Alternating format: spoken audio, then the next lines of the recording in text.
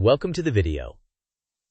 First, we will set the stage for why your child's first investment account can shape their financial future over the next 20 to 25 years. We will contrast tax-free growth with financial flexibility, and we will show how the account structure determines tax burden and ultimate use of the funds. Next, we will walk through the major account types, a simple investment strategy, and practical decision tools so you can act with confidence. Here is our roadmap.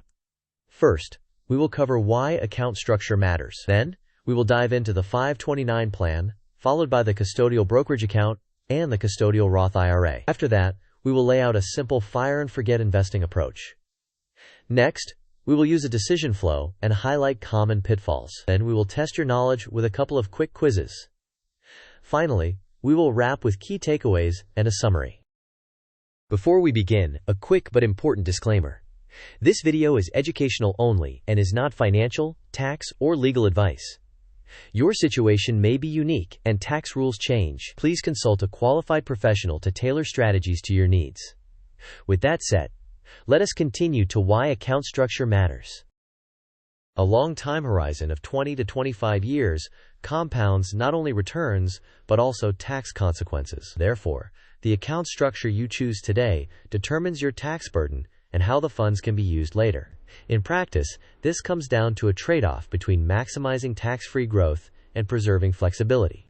Additionally, each account type differs in tax treatment, who controls the assets, when the child gains control, and the allowed uses of the money. With that foundation, let us examine the 529 plan first. The 529 plan is widely considered the champion for education savings because growth is tax-free when used for qualified education expenses. Many states also offer a deduction or credit for contributions. Previously, the primary drawback was restricted use, but recent rules now allow a lifetime rollover of up to $35,000 from a long-held 529 to the beneficiary's Roth IRA, subject to conditions such as account age, annual Roth contribution limits, and earned income requirements for the beneficiary. If funds are not used for qualified expenses, taxes and possible penalties apply to earnings. Many plans offer target date funds that automatically reduce risk as college approaches, simplifying management. Next, let us compare this with a custodial brokerage account. A custodial brokerage account, often called UTMA or UGMA, offers broad flexibility. The custodian controls the assets until the child reaches the age of majority, at which point the child gains full control and can use the funds for any purpose. However, the account is taxable each year, which can reduce compounding. A key consideration is the Kiddie Tax, where a portion of a child's unearned income above annual thresholds may be taxed at the parents' rates. This can make large portfolios less tax efficient. Even so, for non-education goals, or when flexibility is paramount, a custodial brokerage can be the right fit. Now let us consider the custodial Roth IRA. A custodial Roth IRA can be a strong tax-advantaged vehicle, but it requires the child to have earned income, which makes it impractical for newborns. Contributions are limited to the lesser of the child's earned income, or the annual IRS limit. Over decades, tax-free withdrawals in retirement can be valuable. This account becomes compelling once the child starts earning income from jobs such as babysitting or traditional employment. With the key account types covered, let us move to a simple investment strategy that complements any account choice. For a long horizon, complexity tends to reduce returns. A fire-and-forget approach using broad, low-cost index funds is typically more reliable than active management. While the S&P 500 is acceptable, a total market or total world index offers better diversification. In many 529 plans, target date funds automatically reduce risk as the time horizon shortens. Keep expense ratios low, avoid market timing, and automate contributions so compounding can do the heavy lifting. Next, to make choices easier, let us follow a decision flow. This flowchart helps you select an account. Start by asking if the funds will likely be used for education. If yes, and your state offers a tax benefit, and the plan has competitive fees, a 529 plan is generally the best choice. If there is no state benefit or fees are high, you can still consider a 529 for federal tax advantages or move to a custodial brokerage. If the funds are not intended for education, ask whether the child has earned income now. If yes, fund a custodial Roth IRA up to the annual limit and place any excess into a custodial brokerage. If the child does not have earned income, the custodial brokerage is the flexible default. Remember, some 529 funds may later roll into the beneficiary's Roth IRA within lifetime limits and conditions. Here is a side-by-side comparison. The 529 plan targets education with tax-free growth if used for qualified expenses and often offers state tax benefits. The custodial brokerage offers maximum flexibility but is taxable and can be affected by the Kiddie Tax. The custodial Roth IRA provides tax-advantaged retirement growth but requires earned income and is governed by retirement rules. Control also differs. Custodial accounts generally transfer to the child at the age of majority, while 529 funds are earmarked for education. This table summarizes the practical trade-offs to help you choose. Next, let us quantify compounding.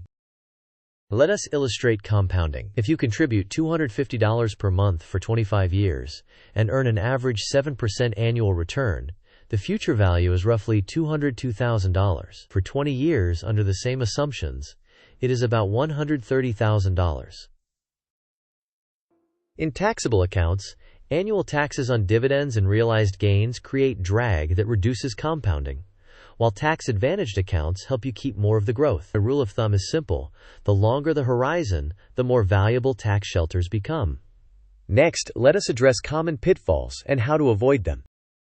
Common mistakes include overfunding a 529 plan without assessing non-education needs, overlooking state tax benefits or tolerating high plan fees, and allowing large custodial brokerage balances to trigger the Kiddie Tax. Additionally, active management and market timing can erode returns compared to broad indexing. Finally, remember that a custodial Roth IRA requires the child to have earned income. Now, let us reinforce learning with a quick quiz. Quiz time. Which account most directly maximizes tax-free growth for qualified education expenses over 20 to 25 years? Option A is a custodial brokerage.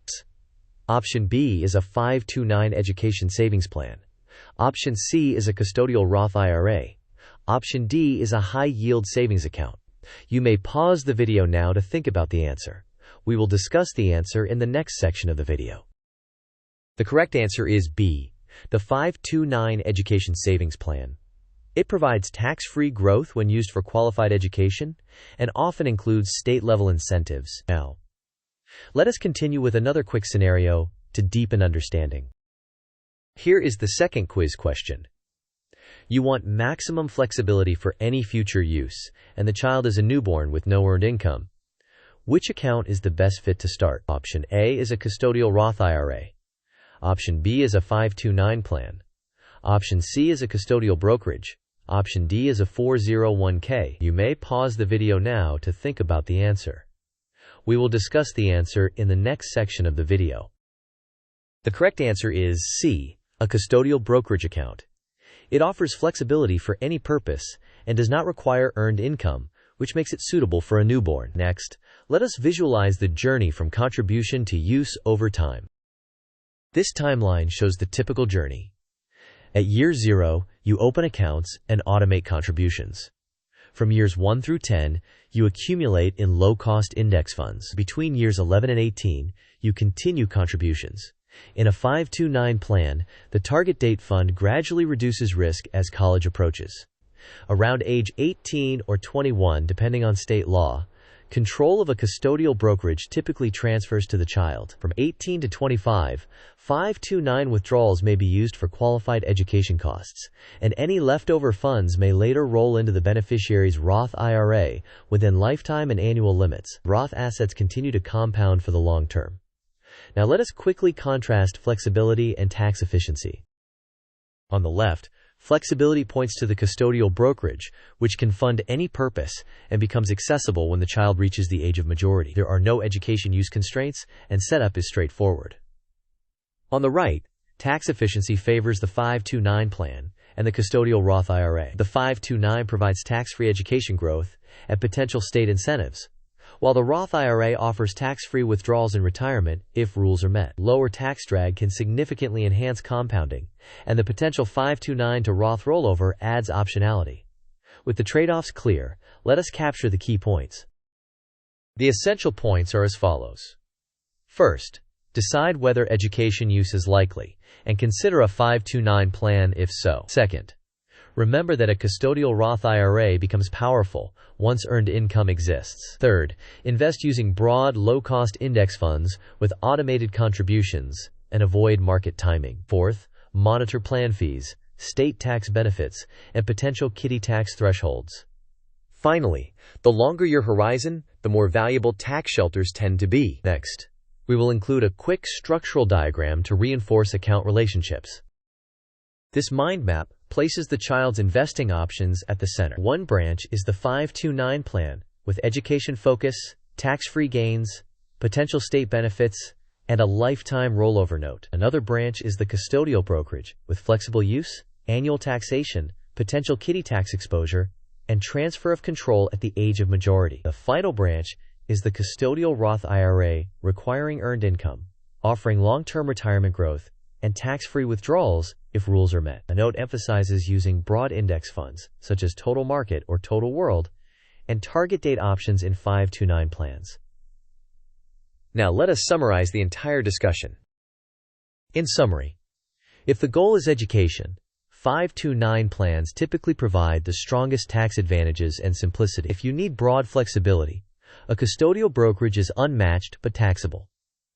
Once a teen has earned income, a custodial Roth IRA becomes a powerful long-term tool. A fire-and-forget indexing approach, using low-cost, diversified funds, generally outperforms complexity over decades. Use a simple decision flow, be mindful of the Kiddie Tax, and keep fees low. Finally, let us close with appreciation and a call to action. Thank you for watching. If this was helpful, please like the video, share it with another parent, and subscribe for more practical money content. In the comments, tell us whether you plan to use a 529, a custodial brokerage, or a custodial Roth IRA, and explain why. Your perspective can help other viewers make better decisions.